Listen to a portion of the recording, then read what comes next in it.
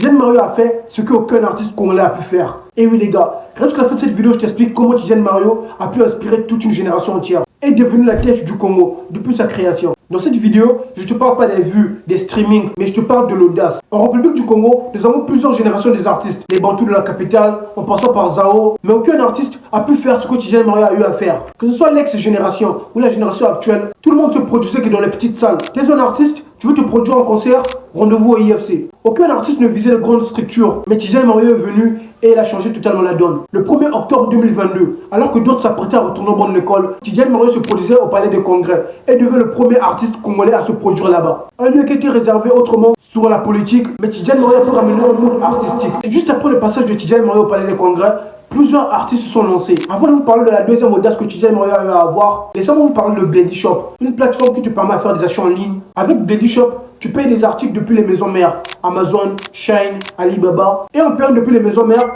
tu fais des économies. Avec Blady Shop, c'est plusieurs variétés d'articles, bricolage, électronique et tout ce que vous pouvez imaginer. Et je vous parle du bal de fin d'année qui se tiendra à Pointe-Noire. C'est un bal de fin d'année comme ce que nous avons l'habitude de voir souvent en Europe. Il réunira plusieurs noms de l'industrie musicale, des jeux concours, des mix DJ, des prestations d'artistes. Actuellement, ils sont à l'appel de sponsors. Donc si vous voulez être partenaire de cet événement, n'hésitez surtout pas à leur contacter. Le stade Félix Eboué. Tidiane Mario était le premier artiste congolais de l'ancienne comme la nouvelle génération à se produire au stade Eboué. Un stade qui est une très grande phobie pour d'autres artistes. Juste après son passage au stade Eboué, plusieurs artistes se sont lancés dans la quête. Tidiane Mario, c'est la tête du pays. Dis-moi ce que tu en penses dans les commentaires. Abonne-toi pour plus de contenu.